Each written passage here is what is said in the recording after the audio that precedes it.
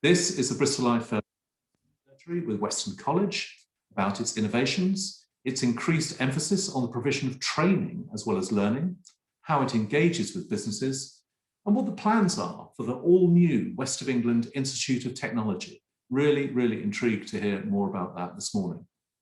I mean, ultimately, one way or another, all of us need stimulus. Intellectual today, perhaps, rather than fiscal, but stimulus prompts to new thinking in these times. No pressure at all on our speakers to deliver high-value provocations. And here's to a robust discussion. Please do ask questions using the Q&A button below. Add your name to the question, then we'll know who it is and perhaps your company as well, if you'd like. Before that, some updates for you on this pretty propitious day, the day when our Prime Minister reveals the few remaining parts of the roadmap that haven't been leaked already. And less than 2 weeks before the Chancellor tells us the Schrodinger's cat of the furlough scheme is both ending in April and yet being tapered until June. We shall see. Some news from Bristol Life before we get going.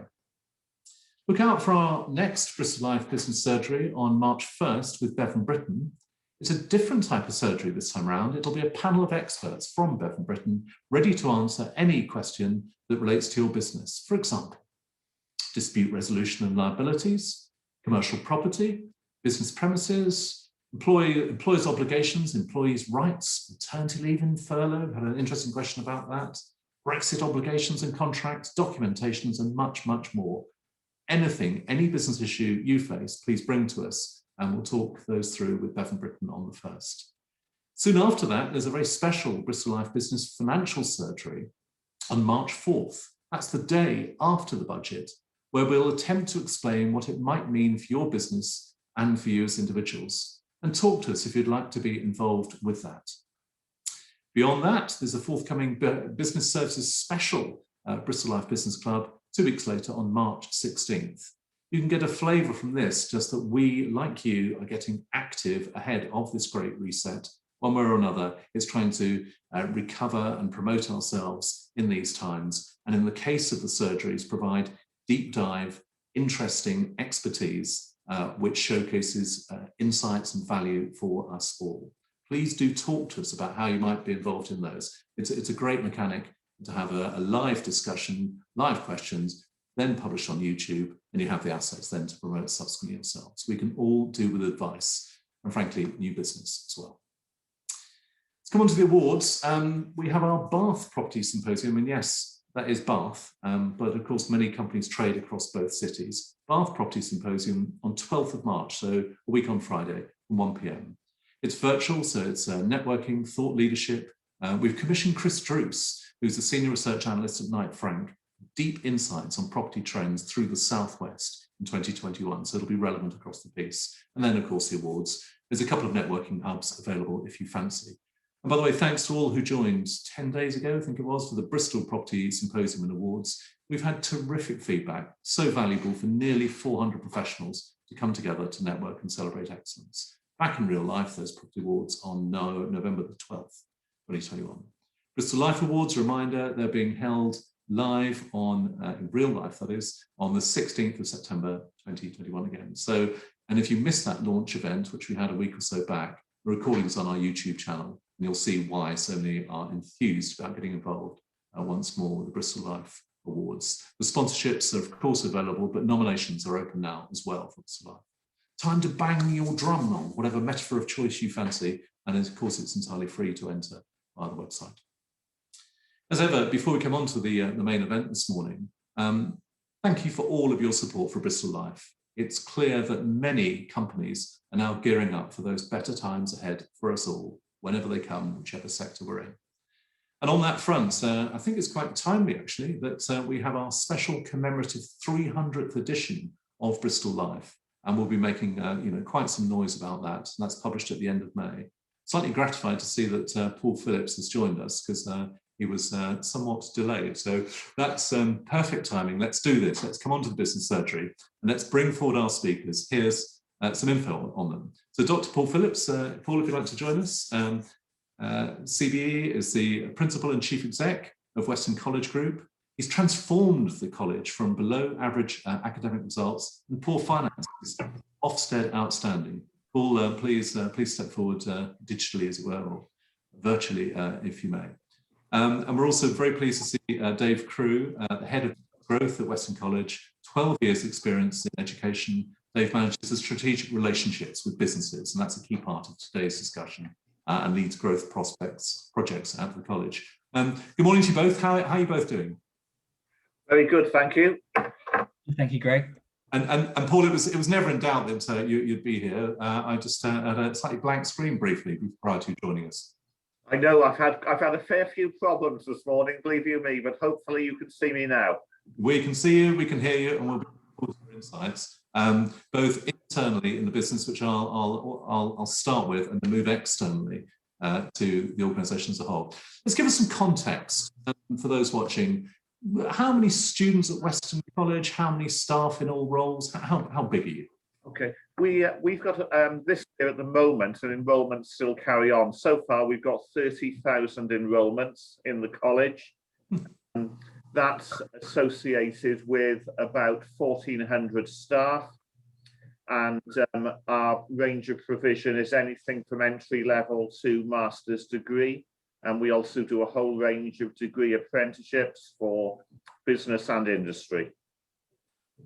So that's a substantial scale organisation. I want to talk to you about scale from a business point of view. We know when it comes to commercial companies, some of the economies of scale they seek to obtain as they build. Weston was, I think it was a 9 million turnover enterprise when you joined back in, well, 20 years ago, 2001. That's right. Of the order 65 million? Yeah, 67 million this year, to be precise, yeah. To be precise, well, there we go. I mean, massive change, but I just want to talk about scale. What benefits does scale give you as an educational establishment? I suppose at the end of the day, whilst we're an educational establishment and we get some money from government, a very big part of what we do is support for business and industry, working with major companies in terms of their training and their enterprise activities. So being large, we have that flexibility to go outside the norms, to take a level of calculated risk, and to absolutely sort of, I suppose, advance innovation. I mean, an example would be, where we've been supporting other organisations with their levy that they've had to pay, so that they can convert that back to the benefit of their employees. Another example, where we've gone in, say, to the Port Authority and actually designed an app that has been used in the port here, but is now being used nationally for port authorities in the UK. So I think what it gives you is that breadth of provision, and sometimes we do have to speculate and accumulate. So we can look at a contract and actually work out that maybe in year one we will actually make a loss because we've got to get it established, and then we can continue to develop it. If we were small, we couldn't take that element of calculated risk, to be frank. So, I mean, it gives you the breadth of opportunity, but also, in a sense, almost the heft to be able to deliver projects, which maybe have a longer timescale. Also, the heft in terms of reputation, I guess, that it's a credibility, it's an extra credibility. Yeah, that's right. Let's talk about the dreaded pandemic, which percolates all of our thinking and has done for 12 months now. We've all had to change how we do what we do. But what has been specifically different for Weston? You presumably, as an organisation, didn't have any or much of a culture of home working. No, I'll be honest with you. We've done a fair bit of investment in terms of digital technologies. We still had that ethos of face-to-face. And so I think what the pandemic did was catapult us into the use of those technologies. We were lucky, I think, that we'd invested in the infrastructure and the hardware, so we were able to get that moving within a couple of days. Remember on March the 24th, launching, we're going to move to virtual, and within 2 days, we've moved everything to virtual. So in that sense, it's been an advantage, and it catapulted us into maintaining delivery. It also showed us how online learning could actually encourage some learners to participate who wouldn't normally. But equally, we have the other contrast where We have learners with learning difficulties and disabilities, highly vulnerable learners who have to have some element of face-to-face. So I suppose we've never closed, we've always remained open for some provision, but it would be fair to say that we moved the bulk of our provision onto online. At the moment, we're open at all sites for at least 1 day a week, if not 2 or more, but it's very much catering for the vulnerable learners, catering for those career routes such as the NHS, where we've got to get final assessments done, etc. We also have a large contract in the southeast and the southwest with prisons. So obviously we're maintaining that delivery. So there's a diversity of approach in play, really. So I suppose to answer your question from a technological perspective, we grab the nettle and grab the nettle well. But that isn't to say that virtual isn't the be all and end all. The ideal is to get that mix of virtual delivery and face-to-face in an ideal world. And we'll come on to some of those points about that melding of what's going to endure and so on.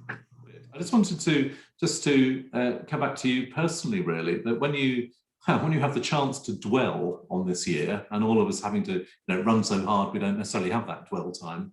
When you do, what do you think you've learned most from these 12 months? I think what I've learned in this last 12 months is a number of issues. I think the first is that I suppose we can move with even greater agility than we've been used to. And I think we've seen that in the development of the vaccines, nationally and internationally. It's made me realise how important the mental health and well-being of my staff and learners are. I've put huge investment into trying to maintain that in the college, because I think, if anything, I underestimated how big an issue that would be. Whether I'm working with my employers, whether I'm working with apprentices, the Institute of Technology, staff in the prisons, it hasn't mattered. And I do think that's the perfect storm ahead for the country in some ways, is this mental health and well-being, when we hopefully can see an end, or a controlled end, to this virus. The other thing it's taught me is that it doesn't matter how good you are at communicating, you can always do better, because people really need that level of communication. And I created my virtual college as a communication vehicle, and a group called Momentum, which did nothing but look at how the college operated under closure. And it's taught me, a lot of people say, oh, we've learned so much about digital technologies, and we have learned, but I won't remember that. What I will remember is how we've had to develop and support organizations and people through mental health and well-being, with phenomenal initiatives. I mean, my staff have been so entrepreneurial. They've created a Let's Chat initiative. They've taken it all the way up to Gateshead College. The DFE have been in touch to see how we're using it. So I think what it's shown me is we have to think so differently. It's not a matter of pressing a button and things move virtually. It's actually a completely different mindset. And I think that's what I will always remember from this 12 months. And just one last question in this vein. Talk to us about your management philosophy or approach, and what you found to be the best way to motivate people, your team, in these times. I think, for me, you've got to be able to trust your staff, and you've got to be able to empower them. So what I've tended to do is create a huge level of communication in the organisation at all levels. So I will communicate with my staff every week. I will also recognise staff for what they're doing and communicate individually with up to 50 staff each week. But my management style is a style of high expectation, irrespective. So for me, the message was COVID is not an excuse, and I've seen so many excuses for COVID. being used by all sorts of organizations. COVID is a challenge that we must respond to, and we must respond to by acting very differently in terms of advancement. So for me, it's been a difficult year.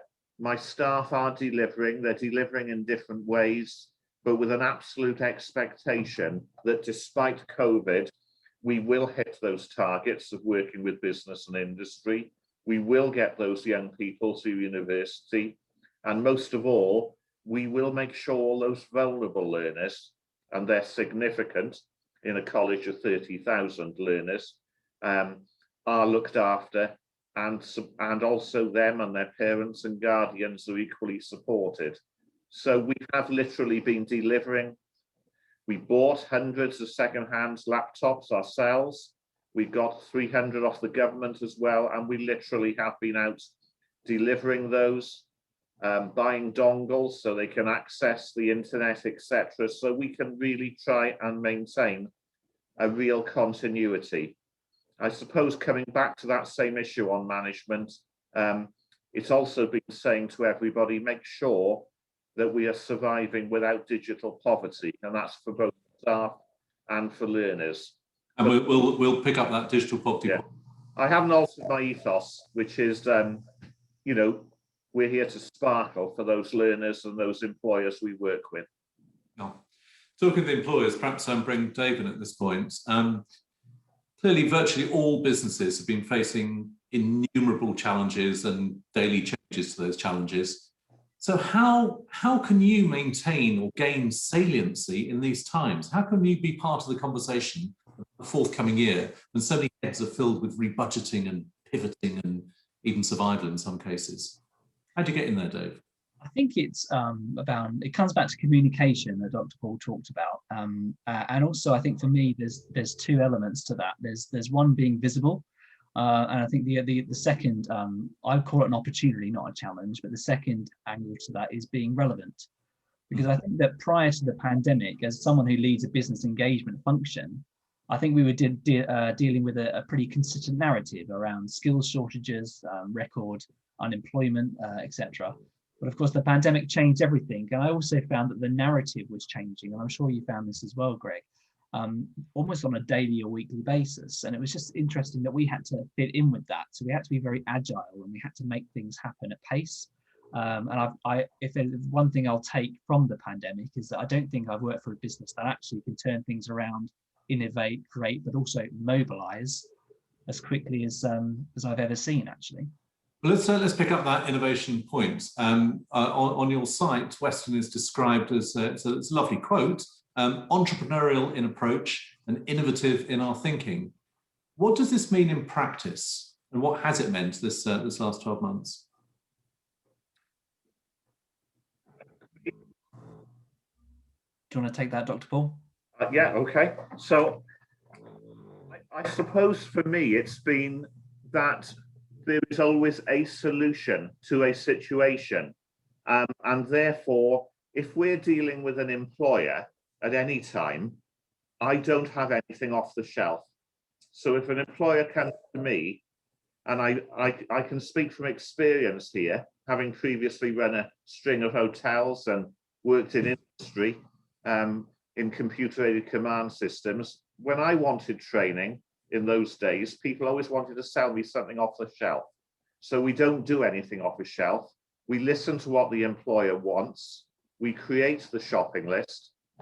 From the shopping list, we may actually ask if we can go into the premises for a couple of days to understand what the needs of the business are. We did that when we first started with GKN, to be honest. I can remember Dave and I doing the pitch, but then we actually went in and spent days there to understand the business fully. So what we do is listen to what the customer wants. We then tailor the needs, and then we develop the training route. It's been tricky at times because often the employer also wants an accredited qualification through it as well as the training. But actually that will become easier under the new white paper, where we can actually do modular delivery for employers. But every time it's been something which we have looked at, and designed. We've also been able to say to an employer, we'll go and speak to employer X down the road, and they'll tell you what we did. And I think that's the most convincing bit to an employer, that they can go and speak to another employer who said, yeah, they did start from scratch. We started small, now we've grown big, and we've got a joint agenda. And the joint agenda can get very, in terms of trust, can be huge. So KN actually put us in charge of doing the first screen of all their recruitment for apprentices. And then we shut this down and we then pass them to GKN. And that's just one example. But I mean, we're working with all sorts of different industries in terms of supporting them. It might be, how do we use our levy? It might be, I need the digital infrastructure changed in my business. It may be, I don't know how to use digital technologies now to convey with my customers. Or it may be, look, there's a new regulation coming in logistics training. How do we get all our drivers through this in a rapid period of time? And because obviously we've had lockdown in some ways, the logistics side, the delivery businesses of Amazon, Tesco, etc., that's been exponential. So this, new training routes have also appeared because of lockdown. So in answer to the question, I haven't got anything really that's on the shelf. I'll listen to what the employer wants and I'll deliver the goods. The other thing I will do, and I've had to do this as well, I will actually be honest, if I can't deliver the goods, I will say, I'm sorry, I just cannot deliver that for you with the resource I've got and the lead-in time you're giving me. So I will have to decline. I can advise somebody who may be able to help you. Do what I know I'm going to, if I think I could possibly let them down.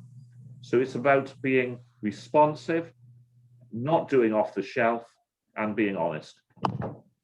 Well, that's certainly very clear, and I'm sure it is. It's helpful for companies to have it mapped out so very clearly for them. Just want to come to Dave. Can you talk us through a recent example of work with perhaps a Bristol-based company that you've sort of picked up or started during this time? Yeah, I think there's so many engineering firms. We've certainly grown the health division actually during the pandemic.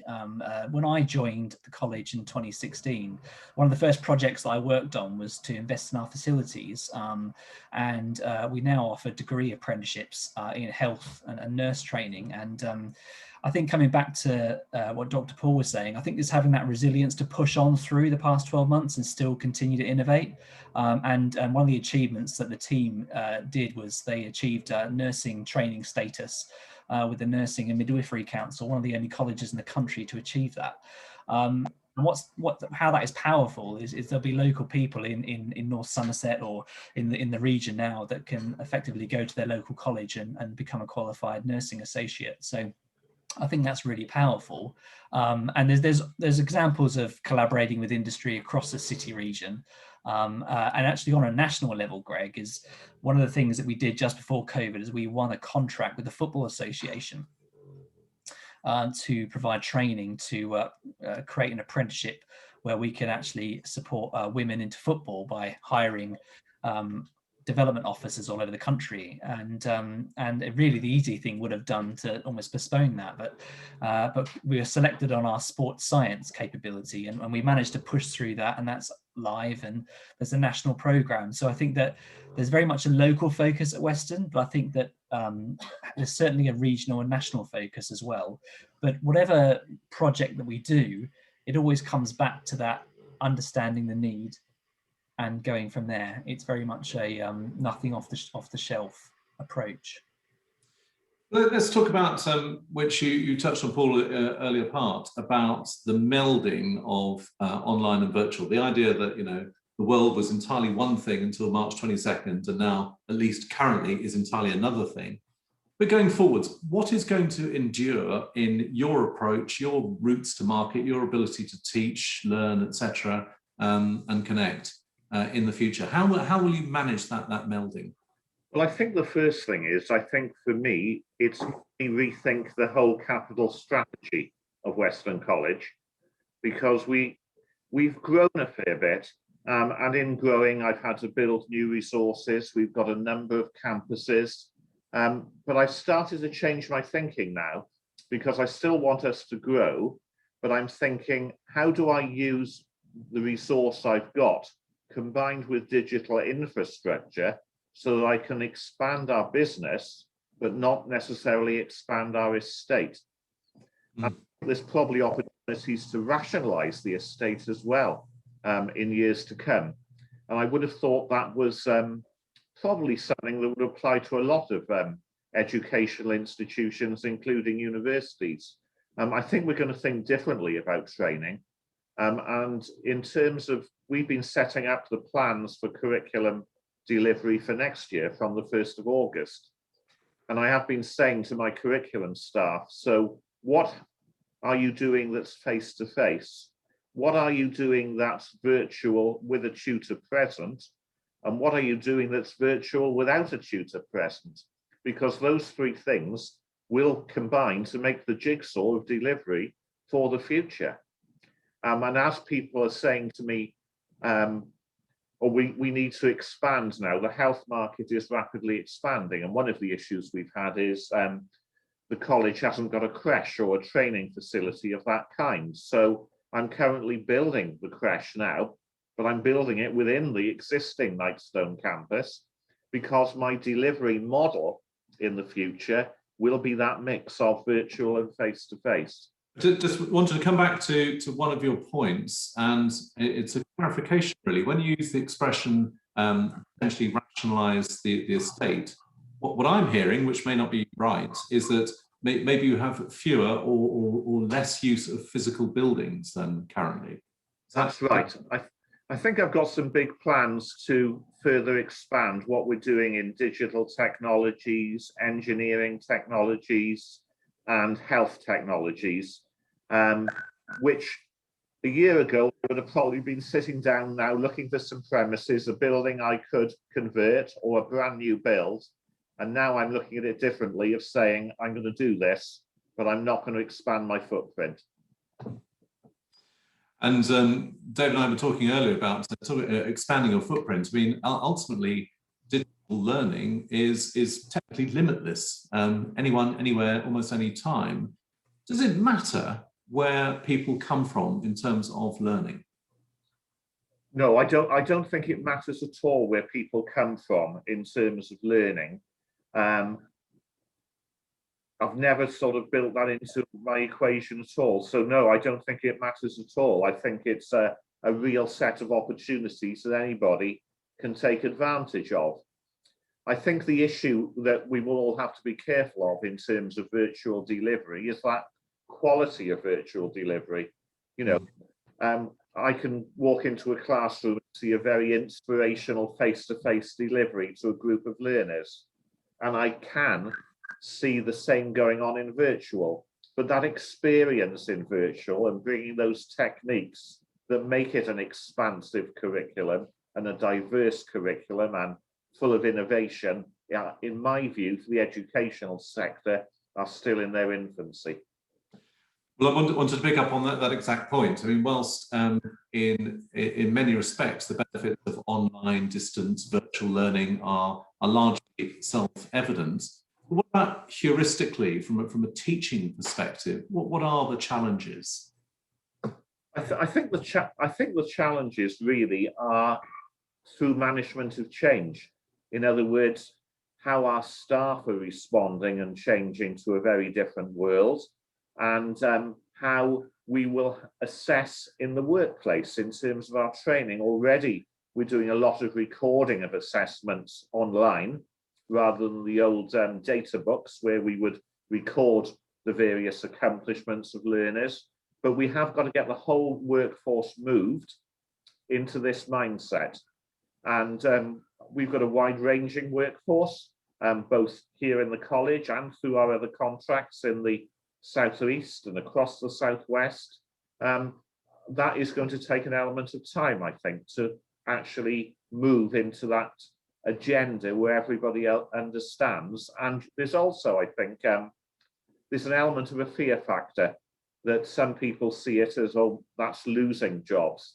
And what I've always said, it's not losing jobs. Actually, it's making us hopefully more profitable and allowing us to do more with the staff we've got. So it's not a question of losing staff. It's actually, we can maintain our staff levels, but do a lot more with that staff combined with virtual. But that management of change is not to be, in my view, underestimated at any level. Yeah, that sort of, it's almost sometimes a collective experience of learning. It's the classroom, the lecture hall, the workplace learning.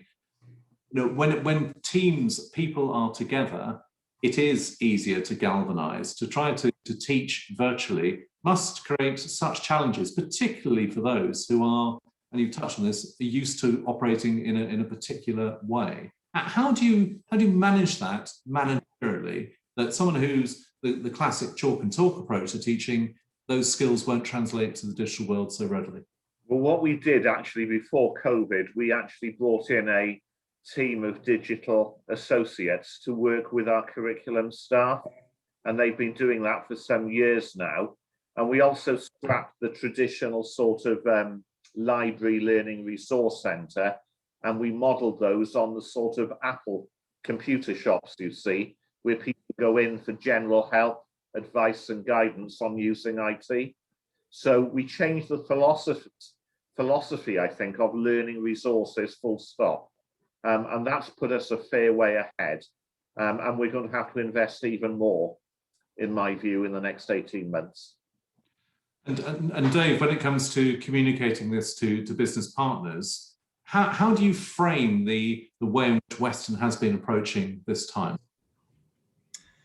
I think that it's been around pushing forward, continuing to innovate, Greg, not hiding. I think that you know, we certainly haven't sat back. I think that I do a lot of stakeholder engagement across the city region, and constant listening, to be honest, rather than talking. And what I'm hearing is that from our business partners, they're certainly saying we're visible, we're delivering. I think that's the most important thing for any business, to keep delivering and getting that satisfaction.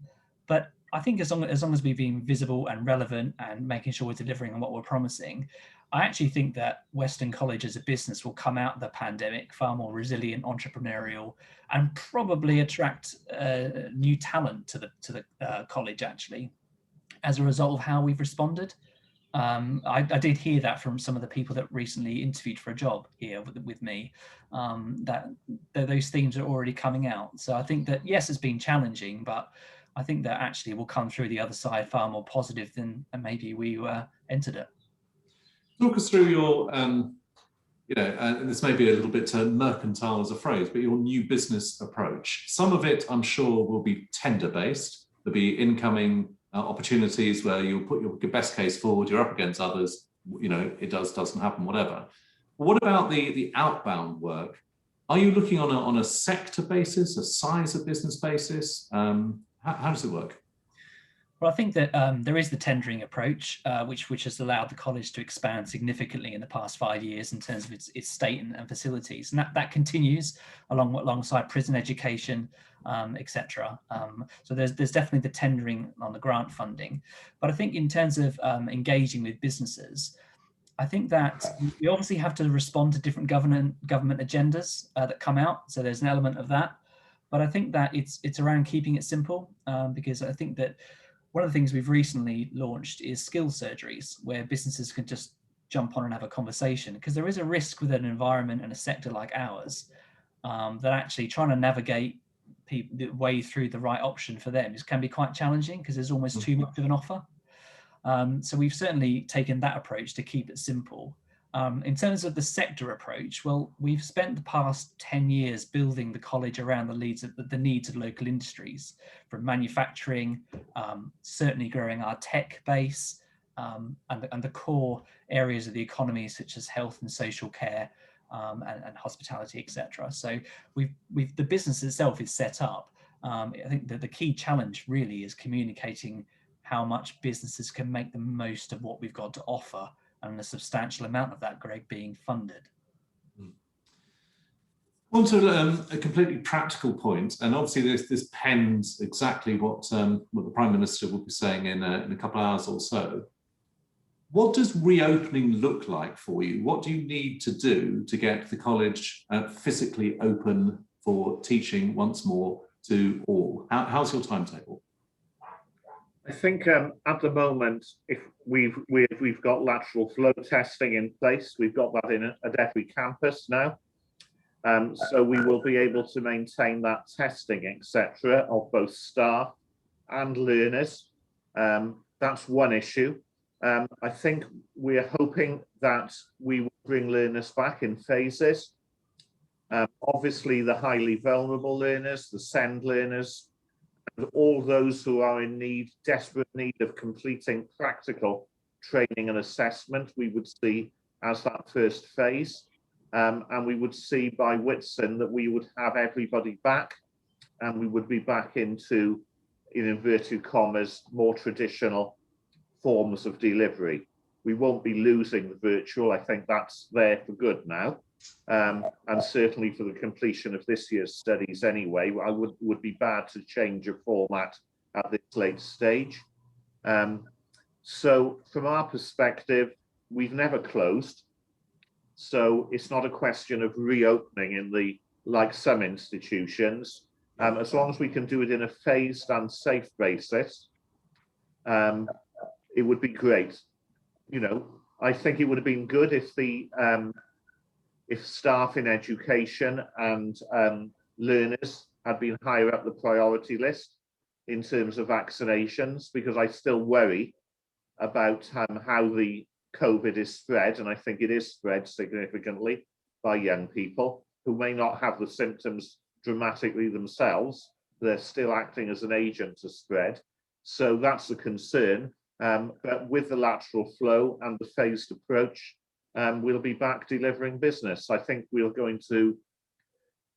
obviously finish a lot of provision normally by Whitsun. Well, it's obviously going to run right up into middle to late July to get everything finished. And then we will reopen then at the end of August fully, as we start another intake for the 21-22 academic year.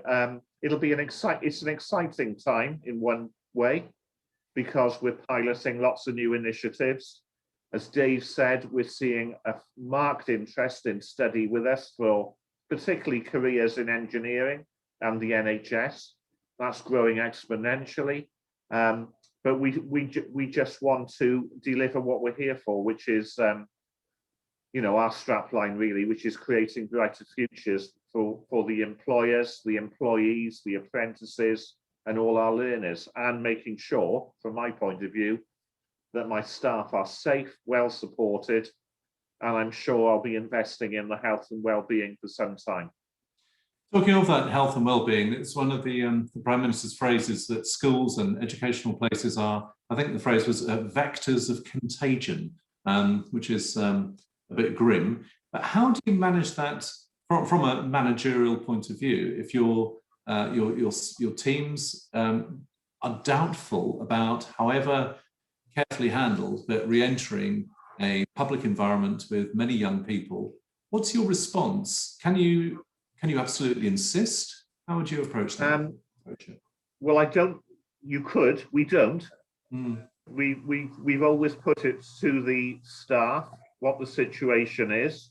We've recognised those staff who are highly vulnerable, for instance, and there's been no expectation that they would do anything than their virtual delivery. We've listened to parents who've got concerns, and where the parents have got concerns, we've managed the learning virtually and delivered equipment to their homes. Most of our staff, it's been a surprising bit of research for me, really, because I've had some staff who've been absolutely keen to remain at home with the fear, and I've actually had an equal percentage of those who are begging me to come in and not be at home for whatever reason that might be. So I feel I've got a balance of staff. I haven't had to dictate the odds, who are giving their utmost to Weston College. And we have got a lot of staff and a lot of learners, but we have got people who are buying into the training and what's needed. And I'm not prepared to take any risks myself. I mean, as a college, we shut before the Prime Minister decided to shut colleges. because we deemed a week before his decision it wasn't safe. And we will continue to do what is best for us as an independent organisation. Yeah, with full duty of care, civic mindedness, which you've exemplified for some time. And we've had a query from Laura Shearman. She's an education researcher, also a PhD researcher for the Learning Loop, part of Fuse Tech Services, an EdTech startup. They're looking to run a small pilot next academic year of soft skills in relation to VR training. There's a longer detail that she sent us, but are you up for that? Is that something you'd be interested in talking further about? We got no problem at all with that. If that's what she wants, we're already doing that sort of thing for NHS and others, so happy to do so. Yeah, she says she would love to have a chat with you and your curriculum leads at some point to share some of the work they've been doing and see. Absolutely, no problem at all. Good. Well, there you go. We've got a connection made there. Please do follow up on that. I wanted to return to that point about digital poverty in terms of barriers to education.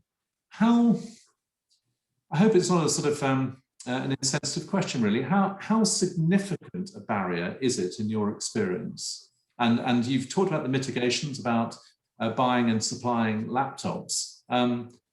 Where are you up to on that? I think from our perspective, I think we're reasonably sure now that all our 16 to 19 learners now, and we're talking about 3,500 learners there in that age range. We're pretty convinced now that we've got all of those, the relevant support they need digitally. We've obviously opened the resource centres if people want to come in and use them. Anyway, with appropriate lateral flow screening, of course. So we believe at this point in time, we've cracked the digital poverty for I need to be careful here, the 2021 academic year. And of course, as we go into the next academic year, will be another assessment of need, really, and responding. So, we'll have some computers coming back in, obviously, because young people will be completing their studies. But I've been quite shocked at how many houses, families relied on one computer alone.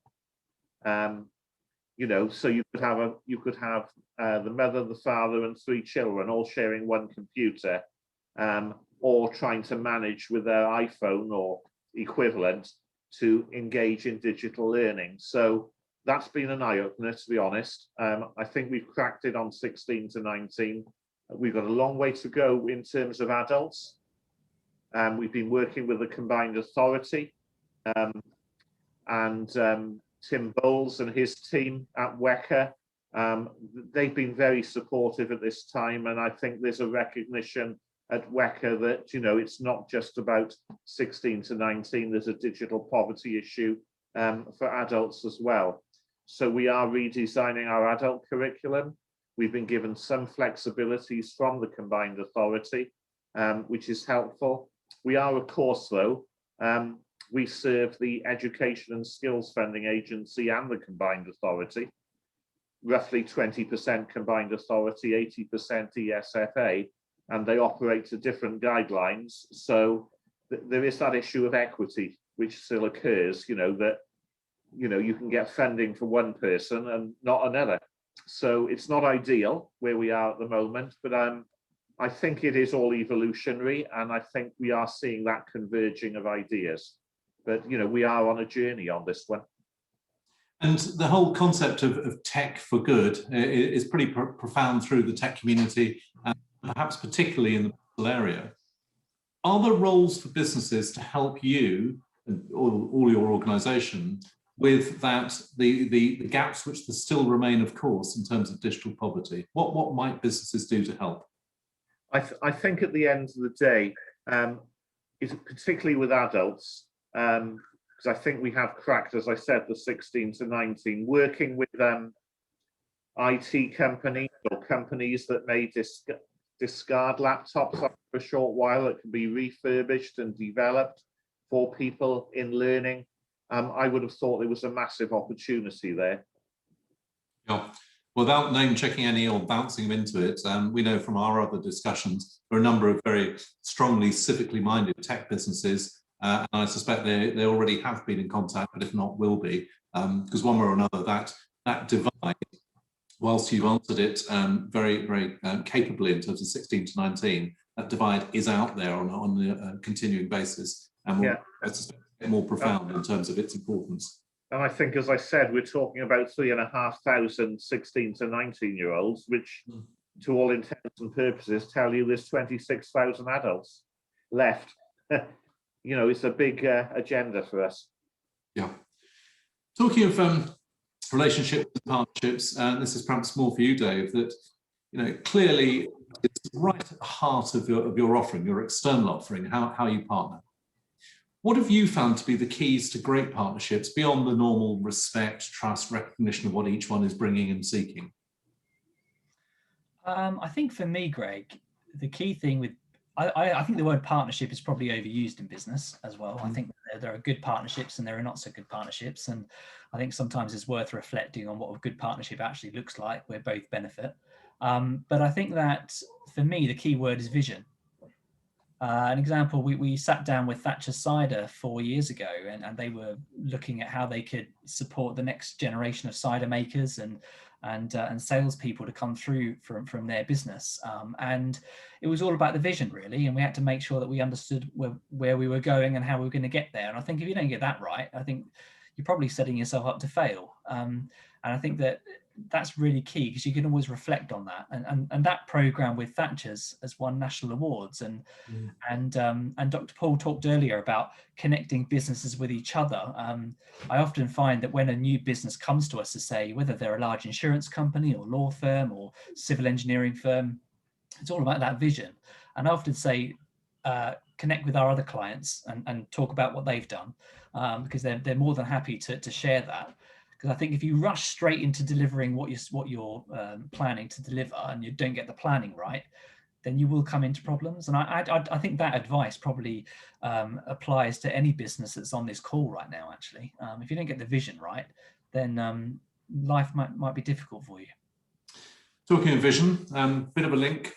Clearly, tech has been well, right up front and centre of what you've been doing the last 12 months, but as a sector has been really important for you. Give us the elevator pitch for the West of England Institute of Technology. What is it? I think the Institute of Technology is something that's brought together a number of FE colleges, the University of West of England, Bristol. It's with a focus on innovation and development of technologies, particularly in the main geared towards the health industry and towards engineering. It's combining resources, it's enabling training, and it's one big response unit for business and industry. So again, it's not, there is level 4, level 5 type provision within it, but it is very much, again, geared towards skill shortages and making sure we can fill those gaps for industry, plus innovation for the future. Really looking, for instance, in health, how technology can streamline some of the approaches in the community in terms of health engagement. And for those who don't know, is the Institute of Technology physical, have a building? And yeah. what, so the Institute of Technology is run by Weston College, who hold the contract for delivery. It is then delivered through buildings in North Somerset, Bristol, Bath, Taunton, South Gloucester, and the UE campus itself. So it's physical buildings or physical resources within buildings with a network which meets monthly, and the resources are interchangeable between the partners as well, so that we can all benefit from new technologies as they occur. It strikes me as variously exciting, ambitious, pretty inspirational as a thing. Is it also unique? Are there other sort of trans-campus type activities such as this elsewhere? Yes, I think there are a number of institutions of technology across the country. The government are about to release a further tranche of institutes of technology. I think in terms of the white paper, the government, my reading of it is the government sees the institutes of technology as the main deliverers of post-level 3 education in this country, particularly where it's of a technological advantage to industry. The government in the white paper also talking about business centres that will be developed for the communities they serve. And I see an absolute synergy between those business centres and the institutes of technology. So it's a new framework, I think, for delivery of skills at level 4 and above. This may seem a little bit nuts and bolts for you, but I'll try it anyway. Give us some idea of the potential scale. How many students over what period of time? I mean, and by the way, when are you going to make landfall? When are you going to start with this? Right. So in terms of the Institute of Technology, then the reality is for the institute is that we're given targets each year. We've just started. We're in the second year of the IoT now. If we take all the partners together, we actually exceeded the target for the first year. These were quite high targets in terms of skills for industry, in health, in engineering, etc. And it's gone extremely well. We exceeded target. We're being used as an exemplar now by DFE in terms of what institutes of technology can actually deliver. And if businesses listening to this subsequently on YouTube wish to get involved, is there an opportunity to be involved at a curricular level, to input in terms of what is actually going to be taught and learned? Yes, the bulk of the boards of IoTs are industry, not educationalists. So if we look at the West of England IoT, we've got a lot of major employers sitting on the board and influencing, obviously, the direction the IoT takes. It's not an educational driven concept, it's driven by industry. The bidding was done by Weston College with the University of West of England and others, and we hold the contract and are held accountable for all the cumulative targets, but an industrial driven focus, which I think is key. Is there also an opportunity for mentoring? There is indeed. One of the big issues, I think, is mentoring and work placements in the current climate alone. Well, if we wind the clock forward to, I'm not going to say the sunlit uplands, because that's a somewhat tarnished phrase, but the point in the future at which something more normal occurs, presumably there will be the opportunity for those work placements, internships, mentoring, and that close, because that's probably one of the things that can't be replicated digitally or virtually, is that sense of watching, learning, seeing, talking type of learning.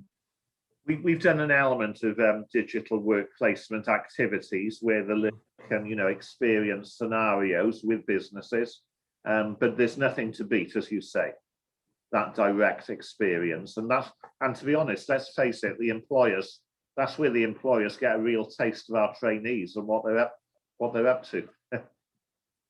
As a stand-back point, we are coming towards the end of this now.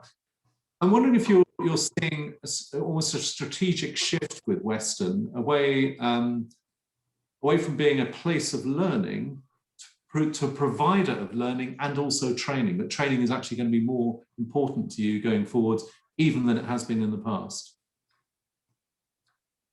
I think the white paper is suggesting that there has to be a massive investment in training. That be accredited training, however, whether it be modular or full qualification level. And indeed, in terms of focus and investment for industry, etc., everything is going to be based on skills acquisition. So we're going to have, I think, our traditional 16 to 19 learners. We're then going to continue to see exponential growth in apprenticeships. I'm showing my age now, but I can remember when we had 6 apprentices, and now I've got nearly 2,000. and we're going to see, I think we're going to see real change, as you say, in terms of how can Weston College provide the resource to upskill our workforce on a particular discipline, etc.